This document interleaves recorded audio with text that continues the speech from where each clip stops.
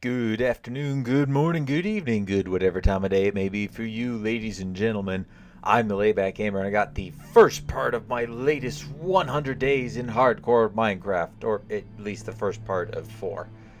In order to keep myself going on this and to not have it drag out for a year, or worse, I completely abandoned it like I did with the 200-day continuation from the last 100 days that I've done, or a couple other 100 days that I've successfully completed, and one that I was gonna upload, but in it I ended up dying on the morning of day 100 during a rather nasty pillager raid.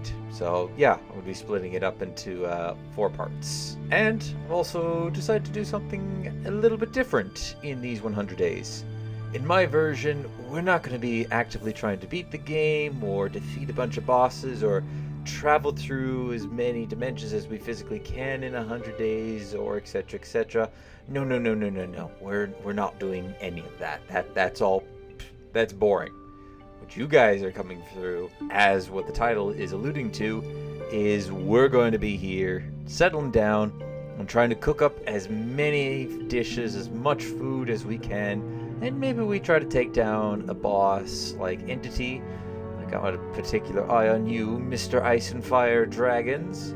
Yes, I've been wanting to kill one of you for a while, again. But anyways, without further ado, I'd like you all to sit back, relax in a nice, comfortable position. Make sure to grab a good beverage and maybe some food if you're hungry, because this is going to be, well, not a quite long one, but once it's all put together, it's going to be a nice long one. And enjoy as I survive 100 days in hardcore Minecraft CookingCraft edition.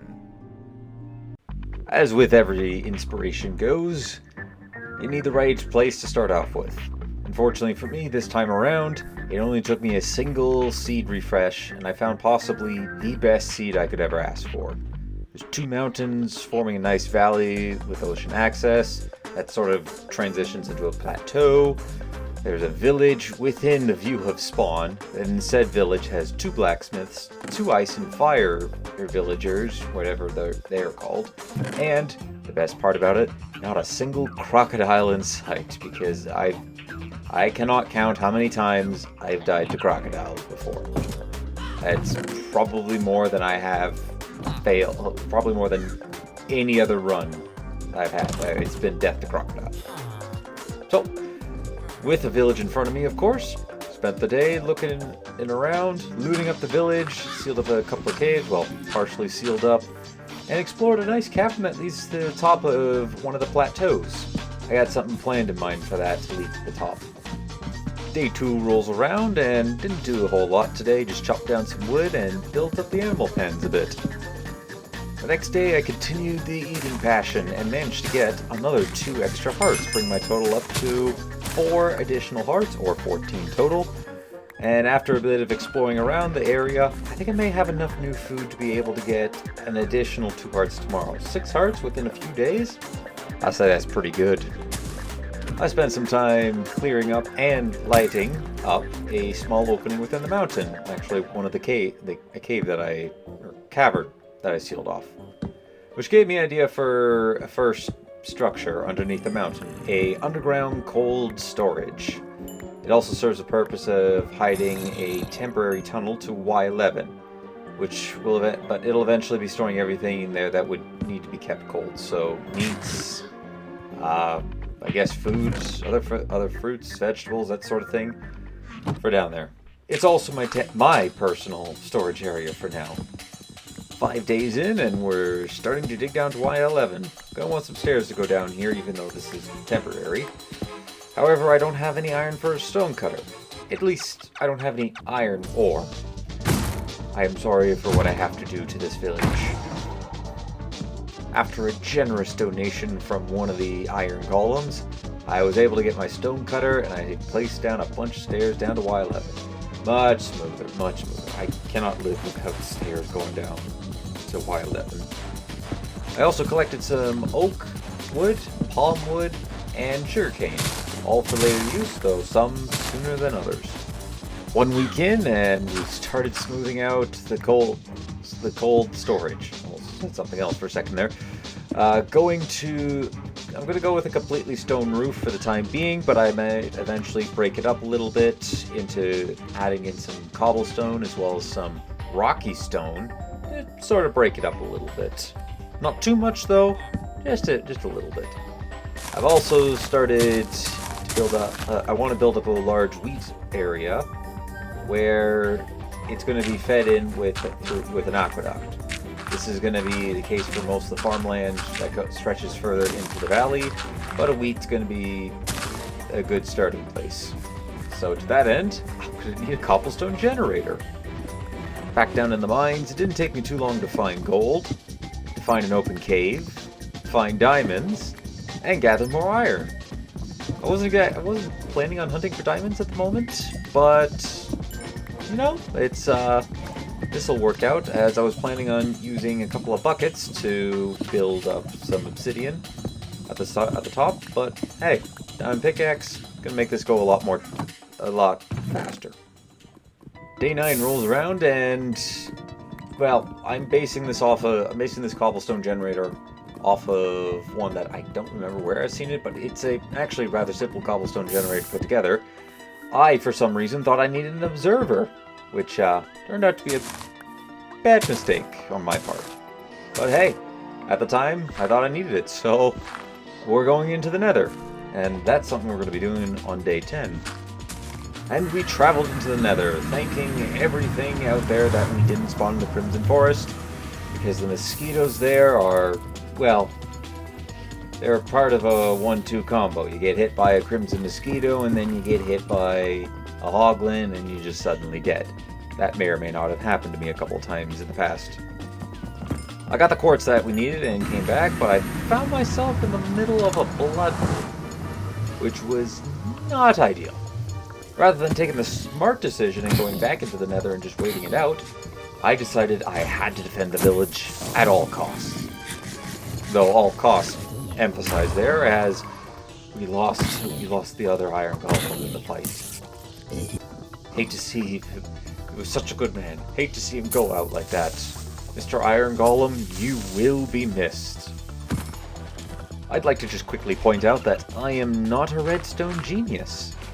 So for the next about 5 days, I spent trying to put together a cobblestone generator that takes 3 minutes to put together. I'm not exactly the best person, the smartest person when it comes to redstone. I can do many other things. I'm designed pretty well. I'm pretty good at survival. I'm good at being able to hit things with a big sword, or, well, really just survive for anything. Heck, I even survived against ice and fire dragons before. Redstone, though? Nah, I'm the equivalent of a caveman when it comes to redstone. So I wanted to add a little something extra to these 100 days videos, or at least this 25 day and going forward from here, the next 25 days, and etc, etc. So what you got up on screen is something that I took the time and I made. It was a medieval pottage, which if I remember to, hopefully there will be a link in the description, or maybe I'll even have that posted right below the picture. Yeah, I took a vegan pottage and added a little bit extra to it, took a little bit out, and this is the finished result. I accidentally put a little too much pepper into it. The meat that we chose to use in this was lamb, and it kind of gave it the brownish look that it's got. Not the best looking thing, but it does taste really good, minus the extra peppery flavor. So yeah, it was pretty good, pretty tasty. One of the first things, well, I've made plenty of other things before. This is the first thing I actually went out, bought a lot of ingredients for, mixed it all together and cooked it up, and it ended up coming out pretty good for one of my first attempts. This is not the first time this is the first time I've tried it, and ever since I have tried it on a couple more occasions, one of which you will see in the next 25 days, so be sure to stay tuned for that. It's not all going to be, really, I took a lot of time making it. I think one of them another one I got coming up is going to be a sandwich that I normally love having. But yeah, I just wanted to showcase this off. And in something, well, that's called CookingCraft. I thought it was pretty appropriate to showcase it off here. And, well, yeah, kind of come out of things to talk about this. So, yeah, that's my little extra thing in there. Now, let's get back into what actually happened within these 25 days. Or if you're watching the whole thing, get back to what we were doing in the 100 days. Day 16, we're ready to start on our aqueduct. And this will be, like I said earlier, this will be providing water to all the farmlands that are down below. We're going to be building up on the opposite side of the valley. And we're going to start with building the aqueduct first, and then eventually building the pond that holds all the water in it. Throughout the course of the next few days, I spent a lot of time building it. I needed a lot of stone in order to get it done, a lot of iron for the pickaxes, so that meant I had to go back underground and dig up more stone, well, really, whatever I could find. More stone, more iron, even grabbed a few extra ores to bring back up. Explored over the caves a little bit too while I was down there. Surprisingly quite a lot. I didn't think there was going to be as many since we were just using a backport of the Caves and Cliffs mod, but it was... it was surprisingly quite expansive, and we haven't quite got to everything yet. Around day 20, we were finally ready to get started on the aqueduct. Still had to grind a little bit more on the cobblestone generator, but by the time that was done, I was ready to go. And we kind of need to do this anyways, since I need stone, and you gotta cook up stone and turn it into stone bricks. So mining a little bit of cobblestone just to wait for the furnaces. That I kind of see that as we're ready to start. We just need one last thing to do. Well, I guess technically I wasn't really ready to start. I don't know why I said that, but oh well. So over the next 3 days, I started on the first bits of the aqueduct. Like I said earlier, I'm pretty good with design. Sometimes I can suck at trying to freestyle stuff though. So I have a design in mind for this, and I changed it a little bit. And I said, you know what, I'm going to change it a little bit more. And I then did a little extra change-ups to it, but I finally settled on something that I think is going to look pretty good. Well, at least the top part's going to look good. It's going to be floating there for a while because the amount of stone that I'll need to connect down to the ground is a lot, and quite frankly, I'm not sure why even starting with this. I don't know why I don't get the farm going, plan out where the aqueduct needs to connect up to, and then get started on that. But oh well. It was about day 24 when I ran out of stone, and I'm going to have to go back down and start mining it all up again. For now, I am going to set up a couple of 9x9 farm plots. One water in the center and the rest of it farm plots. I got some for potatoes, some for carrots, a little bit for beetroots since I don't actually have that much. And the main one is wheat because I need wheat. And I also need carrots for that matter too, but I need wheat and seeds from wheat in order to breed up most of the animals that will have access to. Currently I don't have any chickens, but I do have pigs, sheep, and cows. I think I mentioned that earlier. But before we started planting, I decided to do a little bit of raising of the land around the village. And this is because I want to eventually move the village, not the villagers, I want to move the animals over there. I don't like where they are at the moment. And I have other plans on what to put there. And on day 25, I got the farms all in place. Now we just need to do some extra work around the area, and we'll start raking in the crops. That'll be very nice. And I think I know what my next project's going to be. I would like to make a villager breeder and a possible iron farm for that. That way I can get a lot of iron passively, I get tons of trades, potentially unlocking some nice farm trades and other goodies from the villagers. And all in all, I think it'll be pretty beneficial. Not quite on theme with what we're trying to accomplish here, but all of this is going to be set up for a much bigger payoff.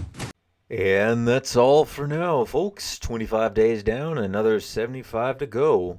As of this upload, I'm starting to edit down the footage for days 26 to 50 to fit with the audio that I've recorded.